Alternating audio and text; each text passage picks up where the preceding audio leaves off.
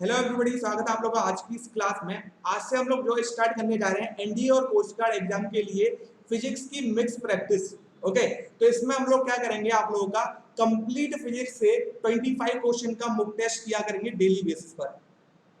Okay, अब ये अगर क्लास की बात करूं किसके लिए इंपॉर्टेंट है क्लास, कि अगर ऊपर लिखा हुआ कि एनडीए और कोस्ट गार्ड क्या एयरफोर्स, एक्स ग्रुप और नेवी डबल एसएसआर और सीडीएस के लिए नहीं है क्या? ठीक है, देखो सीडीएस में जितना फिजिक्स आता है सारा कवर करा दिया जाएगा इस क्लास में। ठीक है, तो अगर सीडीएस की प्रिपरेशन कर रहे हो तो क्लास को आप लोग देख सकते हो। बाकी अगर हम लोग एक्स ग्रुप की बात कर रहे हैं और नेवी डबल एसएसआर की बात कर रहे हैं, वैकेंसी अभी आप लोग की आई नहीं है, बट अगर आप लोग प्रिपरेशन स्टार्टिंग से कर रहे हो, कि आप लोग चाहते हो कि प्रिपरेशन हम तो स्टार्टिंग से करेंगे, चाहे वैकेंसी जो है 1 साल बाद आए, तो आप लोग क्लास को अभी से देख सकते हो। अगर आप लोग उन स्टूडेंट में से हो जो नोटिफिकेशन का वेट कर रहे हैं कि नोटिफिकेशन आएगा उसके बाद प्रिपरेशन करेंगे, ठीक है, तो वो चाहो तो इस वीडियो को ना देखें, इस क्लास को ना देखें। ठीक है, अब अगर मैं बताता हूँ आप लोगों को, ये क्लास आप लोगों की प्री रिकॉर्डेड है, पहले से मैंने रिकॉर्ड करके तब आप लोगों के लिए डाली है। ठीक है, अब प्री रिकॉर्डेड क्लास कब तक चलेगी ये भी मैं आप लोगों को बता देता हूँ। अगर हम लोग आज की बात करते हैं, आज आप लोगों का फ्राइडे है, कल आप लोग का सैटरडे, मतलब फ्राइडे और सैटरडे को आप लोग का प्री रिकॉर्डेड क्लास आएगा और मंडे से आप लोग का लाइव क्लास 8 AM पर आने लगेगा। ओके, अब मैं 2 दिन क्यों ले रहा हूं आप लोगों से, क्योंकि 2 दिन में स्टूडेंट को पता चल जाएगा कि क्लासेस स्टार्ट हो चुकी हैं चलना। ठीक है, अब हम लोग जो है 8 AM पर जाके इस क्लास को देख सकते हैं। ठीक है, इसलिए आप लोग की 2 क्लासेस जो प्री रिकॉर्डेड रखी गई हैं और इसका जो पीडीएफ है वो आप लोगों को रेगुलर बेसिस पर क्लास एंड होते ही आप लोग को टेलीग्राम पर शेयर कर दिया जाएगा। ओके, चलो अब हम लोग जो है क्लास को स्टार्ट करते हैं। और क्लास आप लोगों की जितने भी डिफेंस एग्जाम होते हैं, x group, navy double SSR, CDS, NDA और कोस्ट गार्ड, ठीक है, सबके लिए इंपोर्टेंट रहने वाली है, तो क्लास को अच्छे से देखना। इसमें लगभग हम लोग जो है 100 मुक टेस्ट का टारगेट रखते हैं, 100 दिन का टारगेट रखते हैं। अगर हम लोग एनडीए की बात करते हैं तो एनडीए में भी 100 दिन नहीं बचे हैं आप लोग के, लगभग 90 डेज के अराउंड है, मतलब 90 आप लोग के मुक टेस्ट जो है एनडीए वाले स्टूडेंट के लिए हो जाएंगे। अगर हम लोग बात करते हैं कोस्ट गार्ड के लिए तो अराउंड आप लोग के 100 मुक टेस्ट कंप्लीट हम लोग कर लेंगे कोस्ट गार्ड के लिए। अगर आप लोग नेवी और एयरफोर्स एक्स ग्रुप की भी वैकेंसी आ जाती है तो सेम उसके लिए भी हम लोग 100 मुक टेस्ट जो है कंप्लीट कर लेंगे। तो इसका मतलब अगर आप लोग अभी प्रिपरेशन स्टार्ट कर देते हो तो सितंबर और अक्टूबर के बीच में आप लोग के लगातार पेपर होने वाले हैं। ठीक है, मतलब अगर मैं बात करूं पेपर में आप लोगों को 4 से 5 दिन का ही गैप मिलेगा, हो सकता है किसी पेपर में 10 दिन का गैप मिल जाए आप लोगों को। मतलब आप लोगों को जो सितंबर वाला मंथ है वो बहुत ही ज्यादा बिजी रहने वाला है, क्योंकि 4 को अगर हम लोग बात करते हैं एनडीए का पेपर फिक्स है आप लोग का, कोस्ट गार्ड का अभी कुछ दिनों में नोटिफिकेशन आने वाला है, और अगर नेवी की बात करते हैं देखते हैं नेवी कब तक रिलीज करती है, और एयरफोर्स की बात करते हैं तो उसका रिजल्ट और एनरोलमेंट आ जाएगा, उसके बाद आप लोग का उसका भी नोटिफिकेशन आ जाएगा। ठीक है, अब टेलीग्राम चैनल को आप लोग पीडीएफ के लिए ज्वाइन कर लेना, क्योंकि टेलीग्राम पर ही आप लोग का पीडीएफ शेयर किया जाएगा। ठीक है, अब हम लोग क्लास को स्टार्ट करते हैं बिना देरी करे हुए। पहला क्वेश्चन आप लोग का स्क्रीन पर आ चुका है। ठीक है, क्वेश्चन आते ही आप लोगों को कमेंट बॉक्स में कमेंट अपना आंसर करना है। ओके, अब अगर हम लोग बात करते हैं डायमेंशन बतानी है म्यू नॉट और एप्सिलॉन नॉट की। ठीक है, अगर हम लोग बात करते हैं स्पीड ऑफ लाइट, ठीक है, क्या होता है स्पीड ऑफ लाइट, लाइट की स्पीड। ठीक है, अगर बात करें हम लोग हिंदी में तो आप लोग की लाइट की क्या चाल। ठीक है, अब अगर हम लोग फॉर्मूले की बात करते हैं तो c इक्वल टू क्या होता है आप लोग का 1 upon under root mu naught epsilon naught के इक्वल, और इधर क्या लिखा हुआ है आप लोग का म्यू नॉट एप्सिलॉन नॉट लिखा हुआ है, तो स्क्वायर कर दूं दोनों साइड तो c स्क्वायर इक्वल टू क्या आ जाएगा 1 upon mu naught epsilon naught के इक्वल, और मेरे को निकालना किसका डायमेंशन है म्यू नॉट एप्सिलॉन नॉट का। ओके, तो सिंपली इसको उल्टा कर दूंगा तो 1 अपॉन c स्क्वायर हो जाएगा आप लोग का। अब अगर मैं स्पीड ऑफ लाइट की बात करूं या किसी भी स्पीड की बात करूं, डायमेंशन तो आप लोग का lt माइनस 1 ही रहेगा, तो पुट कर दो डायमेंशन lt माइनस 1।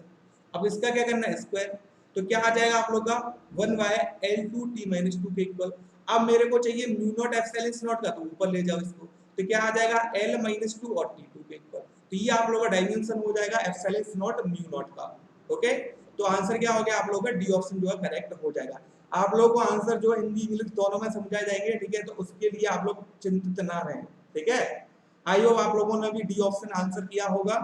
ठीक है, और ज्यादा से ज्यादा स्टूडेंट को जोड़िए अभी, सो डेट जब मैं लाइव स्टार्ट करूं मंडे से आप लोग का लाइव रेगुलर बेसिस पे आएगा। ठीक है, अब देखो हम लोग छुट्टी नहीं करने वाले, मंडे टू सैटरडे आप लोग का क्लास चला करेगा रेगुलर बेसिस पर, और 4 सितंबर तक चलेगा आप लोग का क्लास। ठीक है, तो रेगुलरिटी के साथ आप लोग क्लास में आते रहिए। अब हम लोग बात करते हैं when the current flowing in a circular coil is doubled. ठीक है, एक सर्कुलर कॉइल था, ठीक है, एक वृत्तीय कुंडली थी, उसकी धारा को दोगुना कर दिया गया, ठीक है। उसके फेरों की जो संख्या थी उसको भी दोगुना कर दिया गया, मतलब नंबर ऑफ टर्न्स होते उस कुंडली के, उसको क्या कर दिया गया, दोगुना कर दिया गया, ठीक है। अब क्या बोला गया है, जो मैग्नेटिक फील्ड है उसके केंद्र पर चुंबकीय क्षेत्र है वो कितना हो जाएगा, ठीक है। अब अगर मैं बात करता हूँ किसी भी सर्कुलर कॉइल, ठीक है, वृत्तीय कुंडली के बारे में, तो उसके सेंटर पर आप लोगों का जो मैग्नेटिक फील्ड होता है, चुंबकीय क्षेत्र होता है, तो B इक्वल टू क्या आता है आप लोगों का, म्यू नॉट एन आई के इक्वल। तो इधर से B is directly proportional N I हो जाएगा। ये आप लोग का नंबर ऑफ टर्न्स, ये आप लोग का धारा या करंट हो गया उस कुंडली का, ठीक है। नंबर ऑफ टर्न्स को दोगुना कर दिया गया, धारा को भी दोगुना कर दिया गया। तो अगर मैं बात करूं कि आप लोग का जो B डैश हो जाएगा वो किसके इक्वल होने वाला है, 4B के इक्वल हो जाएगा, मतलब उसका जो चुंबकीय क्षेत्र है उसके सेंटर पर वो 4 गुना हो जाएगा, ठीक है। तो आंसर क्या हो गया आप लोग का, ए ऑप्शन जो है करेक्ट हो जाएगा, ओके। चलिए अब बात करते हैं हम लोग थर्ड क्वेश्चन की। थर्ड क्वेश्चन बहुत ज्यादा इंपॉर्टेंट है। अब ये आप लोगों का क्वेश्चन जो है, the capacity of a parallel plate condenser is 5 farad. एक पैरेलल प्लेट कंडेंसर दे रखा है हम लोगों को, ठीक है, कोई दिक्कत। अब क्या बोला गया है, when a glass plate is placed between the plate of the conductor, इस कंडक्टर के बीच में एक ग्लास स्लेट या फिर ग्लास प्लेट को मैं रख देता हूं, ठीक है, तो इसका जो पोटेंशियल है वो कितना हो जाता है, 1/8 हो जाता है। इसका जो विभवांतर है वो कितना हो जाता है आप लोग का, 1/8 हो जाता है उसकी प्रारंभिक वैल्यू के, ठीक है। तो अगर हम लोग बात करें तो B डैश इक्वल टू क्या आ जाएगा, B/8 के इक्वल हो जाएगा। इतना समझ आया कि नहीं। तो अब हम लोग को उस कंडेंसर की जो कैपेसिटी है, न्यू कैपेसिटी है, वो कितनी हो जाएगी वो बतानी है, या फिर उस कंडेंसर की जो वैल्यू होगी वो बतानी है, ठीक है, कोई दिक्कत। अब देखो इधर क्या करना है हम लोगों को कि जो पोटेंशियल है वो क्या हो गया आप लोगों का, B/8 गुना हो गया, ठीक है। जब भी हम लोग पैरेलल प्लेट कैपेसिटर में या कंडेंसर में कोई भी डाइलेक्ट्रिक कांस्टेंट को इंट्रोड्यूस करते हैं, ठीक है, उसका पोटेंशियल कितना हो जाता है आप लोग का, 1/k के बराबर। बोले तो B dash equal to B/k के बराबर। तो इसको कंपेयर कर दोगे इस इक्वेशन से, तो इधर से डाइलेक्ट्रिक कांस्टेंट k की वैल्यू आ गई मेरे पास 8। अब अगर मैं बात करूं कि किसी भी ग्लास स्लेट को मैंने पैरेलल प्लेट कैपेसिटर में इंट्रोड्यूस किया है, ठीक है, बीच में रखा हुआ है मैंने, तो उसकी जो कैपेसिटी है वो क्या कर जाती है, इंक्रीज कर जाती है। कितनी हो जाती है, k गुना हो जाती है। तो अगर मैं कैपेसिटी की बात करूं तो C डैश इक्वल टू क्या आ जाएगा, kc के इक्वल, और k का वैल्यू क्या दे रखा है आप लोगों को, 8, और C का वैल्यू दे रखा 5। मेरा आंसर क्या आ जाएगा, 40। कुछ था इस क्वेश्चन में, कुछ भी नहीं। आंसर क्या हो गया आप लोग का, डी ऑप्शन जो है करेक्ट हो जाएगा, ठीक है। चलिए अब हम लोग बात करते हैं, कॉपर वायर, एक तांबे का तार दे रखा है, उसको खींचकर उसकी लंबाई को 2 गुना बढ़ा देते हैं तो प्रतिरोध में प्रतिशत वृद्धि होगी, मतलब कि resistance will be increase by percent of, कितना परसेंट उसका जो रेजिस्टेंस है वो इंक्रीज कर जाएगा, ओके। अब अगर हम लोग बात करते हैं इधर कि रेजिस्टेंस उसका कितना इंक्रीज कर जाएगा अगर लेंथ को 2% बढ़ा देते हैं, ठीक है। आप लोगों ने एक फॉर्मूला पढ़ रखा होगा कि हम लोग किसी भी कॉपर वायर या किसी भी वायर की जो लेंथ है उसको 2 गुना कर दें, 3 गुना कर दें, 4 गुना कर दें, तो अगर रेजिस्टेंस निकालना होता है R dash equal to n² R से निकालते हैं, पढ़ रखा है, कोई दिक्कत, ठीक है। अब अगर हम लोग बात करते हैं इसमें क्या किया कि 2% जो है लेंथ को बढ़ा दिया गया। अब 2% आप लोगों का एक एरर है, ठीक है, मतलब अगर हम लोग बात करते हैं कि एरर वाला चैप्टर पढ़ रखा होगा, यूनिट एंड डायमेंशन, उसमें एरर पढ़ रखा होगा आप लोगों ने। क्या करते थे, पावर को हम लोग इधर लेके आते थे और मल्टीप्लाई में क्या लिखते थे, जो भी एरर आया बाय जो भी आप लोग की वैल्यू थी मल्टीप्लाई बाय 100, मतलब ये चेंज आप लोग का परसेंटेज, यही तो करते थे। अब इसमें कितना चेंज है आप लोगों का कि 2% लेंथ को बढ़ा दिया गया है, तो 2% लेंथ को अगर बढ़ा दिया गया है तो 2 का मल्टीप्लाई कर दो इसमें, तो उत्तर क्या हो जाएगा हम लोग का 4%। तो रेजिस्टेंस कितना बढ़ेगा आप लोग का, 4% इंक्रीज कर जाएगा। तो सी ऑप्शन जो है करेक्ट होने वाला है। आई होप आप लोगों को समझ आया होगा क्वेश्चन में क्या पूछा गया है, ठीक है। एरर वाले फॉर्मूले से हम लोग डायरेक्ट इसको सॉल्व कर सकते हैं, क्योंकि R dash equal to n² R हम लोग के पास डायरेक्ट फॉर्मूला होता है। अगर लेंथ को हम लोग जो है 2 गुना, 3 गुना, 4 गुना या 5 गुना कर देते हैं तो उसके लिए डायरेक्ट फॉर्मूला है। अब इस डायरेक्ट फॉर्मूला में हम लोगों ने क्या किया कि एरर वाला फॉर्मूला ऐड कर दिया और डायरेक्ट आंसर निकाल दिया। अब अगर हम लोग लॉन्ग मेथड से जाते कि 2% बढ़ाया है, तो पहले हम लोग का कितना था, 100 था, तो 2% बढ़ा दिया 102% हो गया, फिर उसको सॉल्व कर रहे हैं एक डायरेक्ट। आप लोग का फॉर्मूला क्या होता है, रो L अपॉन A, इस वाले फॉर्मूले से, तो लेंथ कितना हो जाएगा आप लोग का, तो यही सोचते रहोगे बहुत देर तक, ठीक है, छोटी सी वैल्यू थी 2%। एक मैं आप लोगों को बता देता हूँ ट्रिक कि 0 से 8% के लिए आता है आप लोग का, तो डायरेक्ट एरर वाला फॉर्मूला लगा दिया करो, ठीक है, ये वाला, आप लोग का खेल खत्म हो जाएगा, आंसर आ जाएगा, ठीक है, क्योंकि इसमें जो आंसर आएगा वो 4.01% या 4.02% इस टाइप से आएगा, और हमें 0.0 में दिया नहीं है, तो हम लोग डायरेक्ट आंसर लगा सकते हैं इधर, ठीक है ना।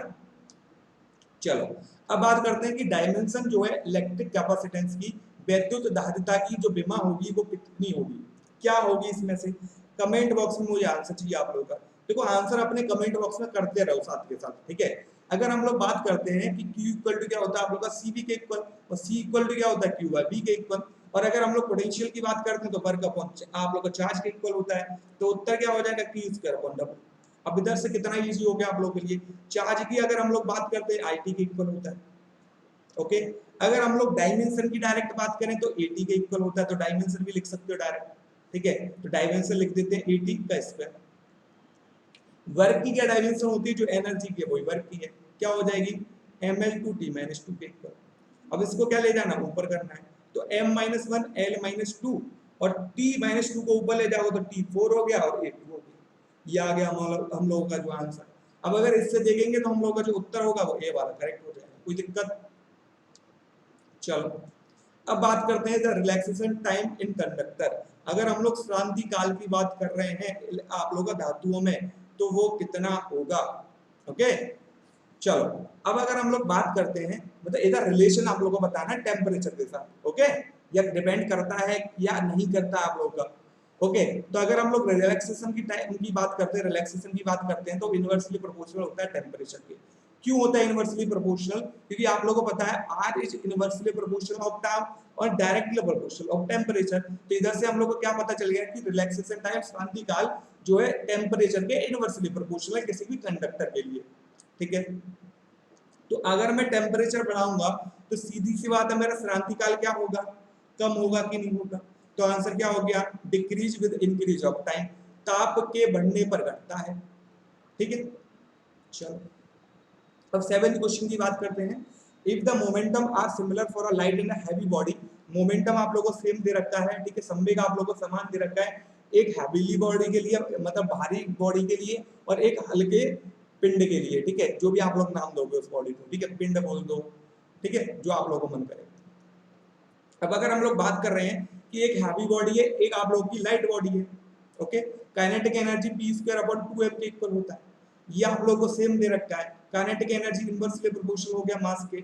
अब जो भारी होगा ऑटोमेटिकली उसकी काइनेटिक एनर्जी कम होगी और जो हल्का होगा उसकी काइनेटिक एनर्जी ज्यादा होगी, तो आंसर क्या हो जाएगा हम लोग का kinetic energy of heavy body will be less, मतलब भारी निकाय की गतिज ऊर्जा कम होगी, ठीक है। चलो आई होप आप लोग को सारे क्वेश्चन समझ आ रहे हैं और टाइम टू टाइम आप लोग कमेंट बॉक्स में कमेंट कर रहे हो। जब मैं आप लोगों की क्लास जो है अपलोड हो जाएगी, मतलब आप लोगों को लाइव दिखेगी एट 8 AM, ठीक है, तो मैं भी उसमें लाइव होऊंगा चैट बॉक्स में, तो मैं देखूंगा कौन कौन आंसर कर रहा है और सही सही कौन कौन कर रहा है, ठीक है। अब बात करते हैं 8th क्वेश्चन की। An electric charge Q is placed at the center of a cube of side A. The electric flux on one of its face will be, ठीक है। तो क्या पूछा गया है, उसके एक फलकों पर या फिर एक फलक पर हम लोगों को क्या बताना है, वैद्युत फ्लक्स बताना है या इलेक्ट्रिक फ्लक्स बताना है। क्या दे रखा है, एक घन दे रखा है हम लोग को, ये रहा भैया घन बना दिया। अगर हम लोग घन की बात कर रहे हैं, क्यूब की बात कर रहे हैं, टोटल कितने फेस होते हैं, 6 फेस होते हैं, 6 फलक होते हैं आप लोग, ठीक है।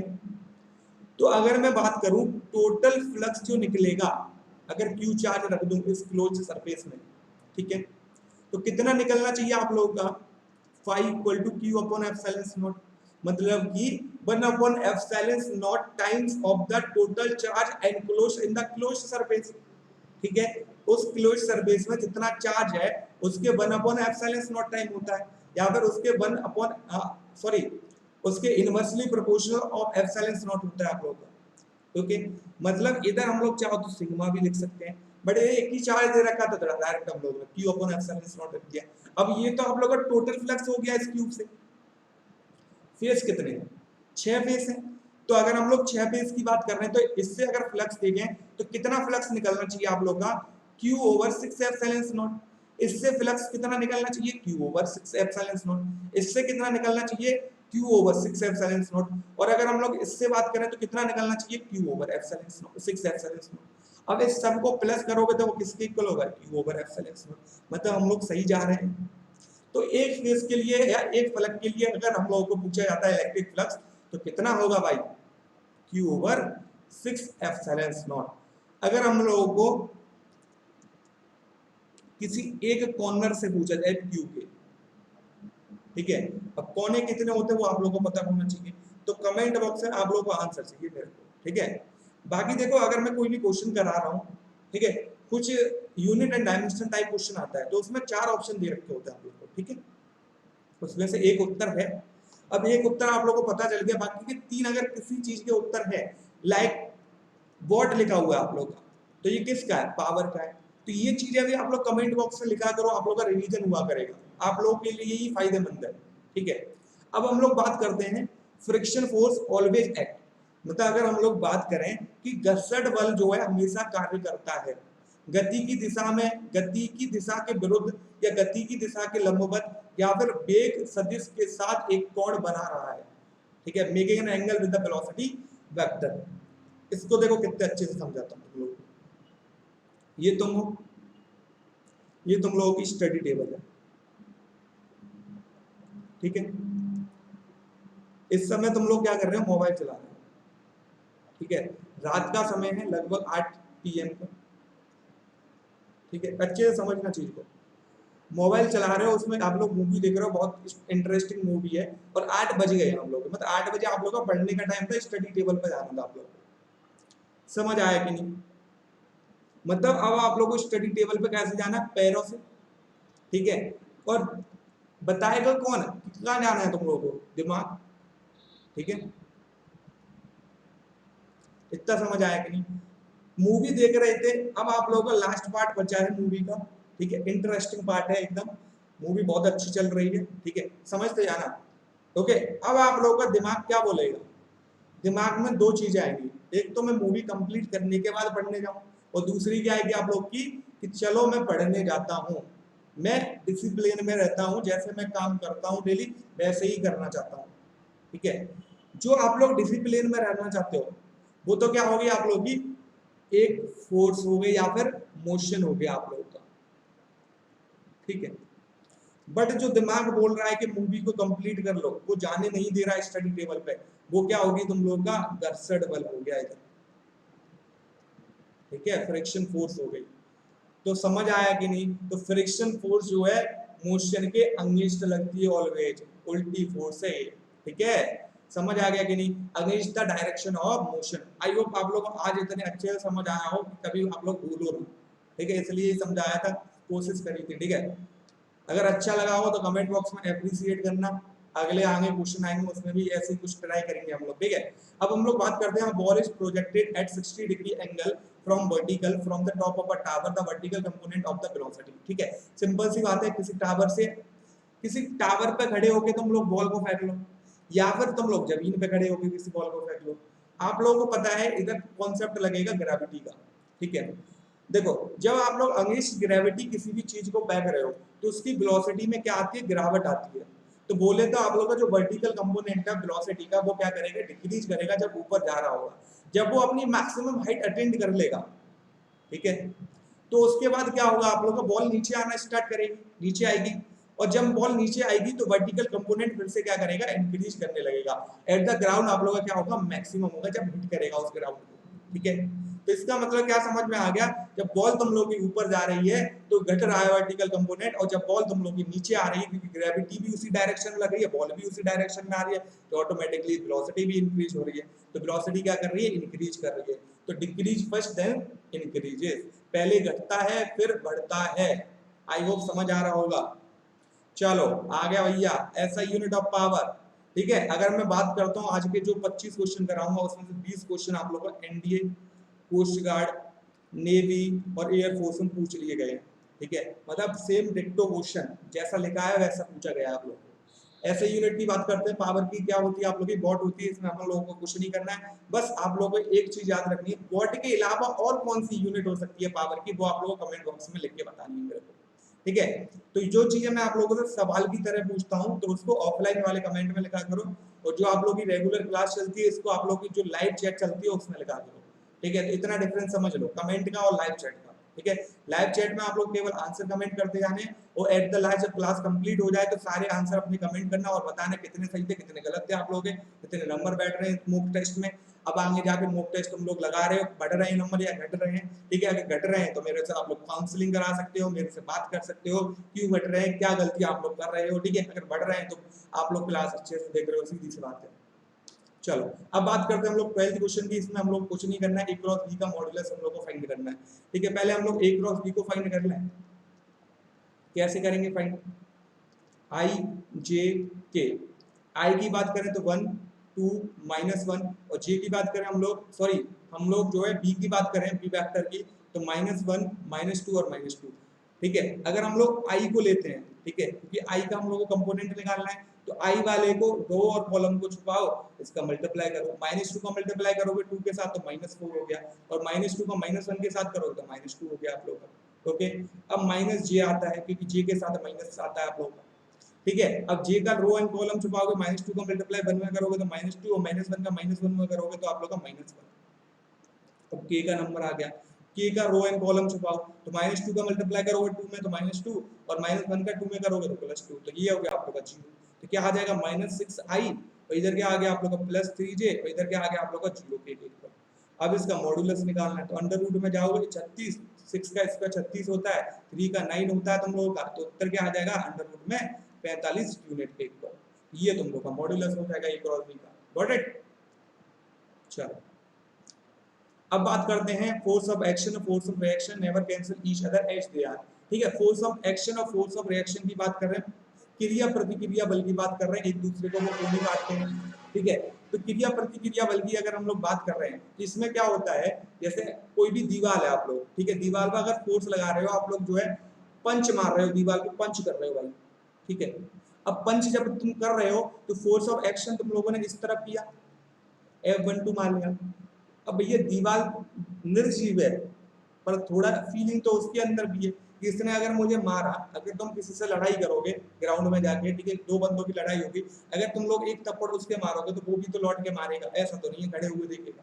ठीक है, तो दीवार भी तुम लोग पे एक रिएक्शन फोर्स लगाएगी, जिसको हम लोग नाम देते हैं F21।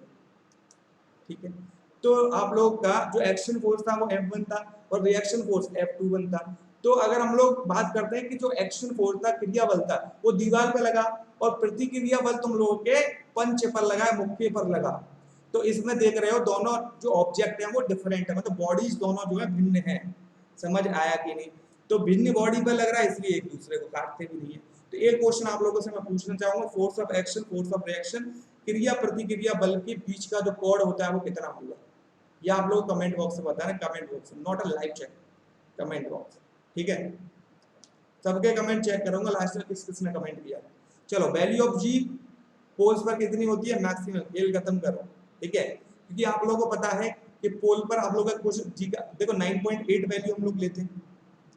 ठीक है, तो 9.8 में अगर हम लोग बात करते हैं कि आप लोगों का इक्वेटर पर वैल्यू जो होती है, ठीक है, और एक आप लोग की पोल्स पर वैल्यू होती है, तो पोल्स से इक्वेटर से पोल्स पर जाने पर, ठीक है, जो वैल्यू है जी की वो क्या करती है, इंक्रीज करती है, और ज्यादा आप लोग का इंक्रीज नहीं आता, 0.01 या 0.02 का आप लोग का फर्क आता है। ठीक है, तो क्या हो जाएगा, ये ऑप्शन करेक्ट होने वाला है।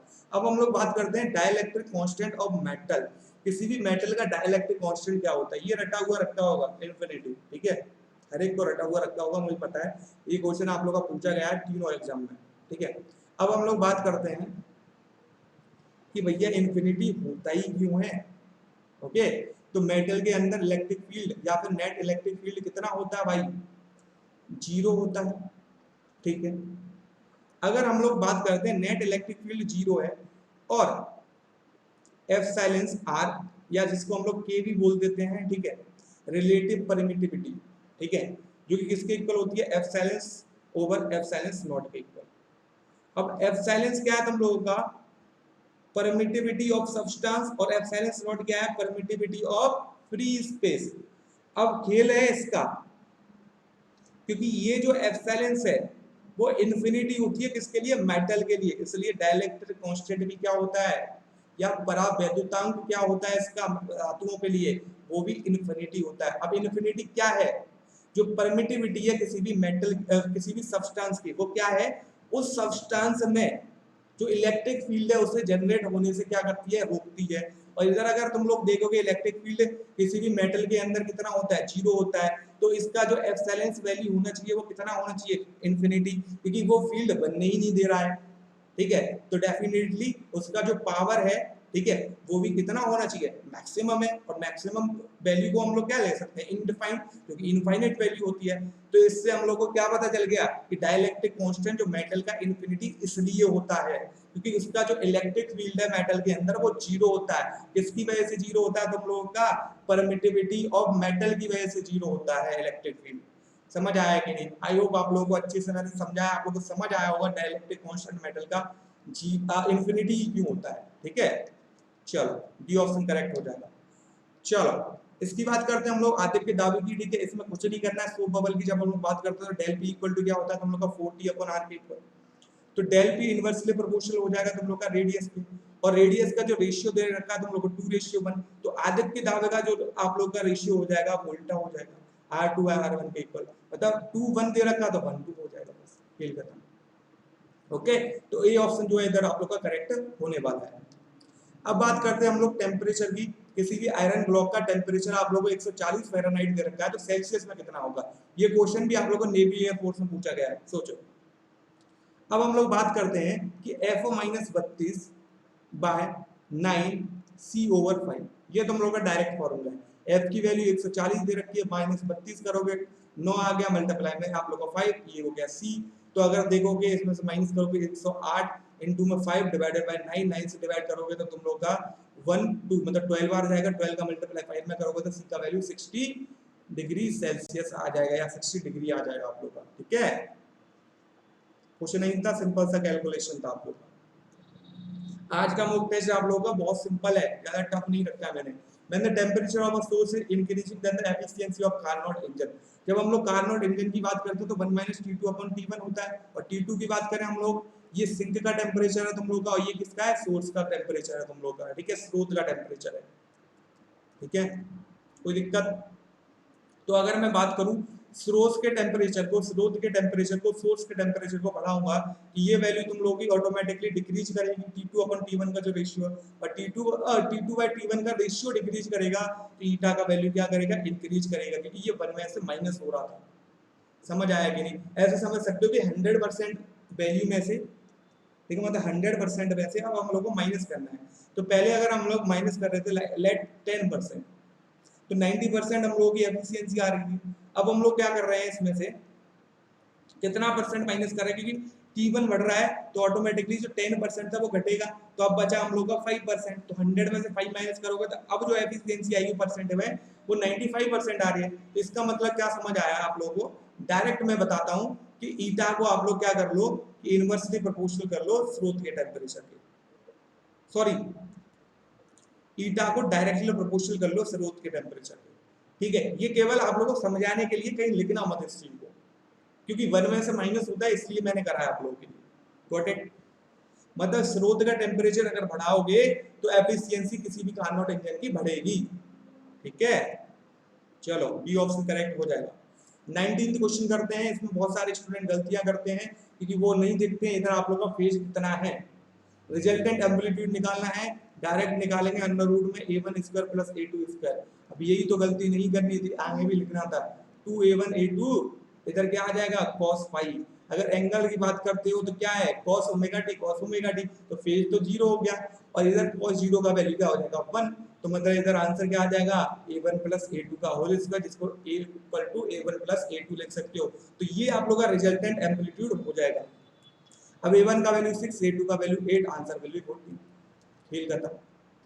ठीक है, कोई भी चीज समझ नहीं आ रही पूछ सकते हो, टेलीग्राम को ज्वाइन कर लो, पर्सनली पूछ सकते हो। ठीक है, किसी भी मूविंग ऑब्जेक्ट की अगर वेलोसिटी, अगर हम लोग बात करते हैं जो वेग है उसको दोगुना कर देते हैं किसी भी गतिमान निकाय का, बॉडी का, ठीक है, तो उसकी काइनेटिक एनर्जी पे क्या फर्क पड़ेगा। के ही क्या होता है तुम लोग का 1/2 mv² के इक्वल। ठीक है, इसको डबल करोगे तो ये कितना होना है 4 गुना ईडी स्क्वायर है इसका। आंसर क्या आ गया तुम लोग का 4 गुना। चलो 21 वाला क्वेश्चन करते हैं। If a point charge q is enclosed in a closed surface then the electric flux of the surface, इस सरफेस का इलेक्ट्रिक फ्लक्स कितना होगा। अभी पीछे बताया मैंने आप लोगों को इलेक्ट्रिक फ्लक्स क्या होता है sigma q over epsilon not, जितना भी टोटल चार्ज रखा है कितना रखा है q, तो q over epsilon not. Got it, B option correct हो जाएगा। अगर मैं पूछूं आप लोगों से, अगर इसमें एक प्लस q और एक माइनस q चार्ज में रख दूं इस क्लोज सरफेस में, ठीक है, तो इलेक्ट्रिक फ्लक्स कितना हो जाएगा, इसका विद्युत फ्लक्स कितना हो जाएगा, ये बताना आप लोगों को।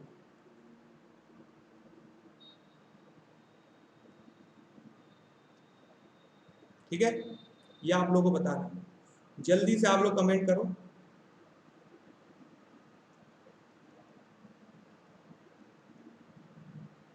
चलिए ओके, कमेंट बॉक्स में फटाफट मेरे को आंसर चाहिए इस चीज का।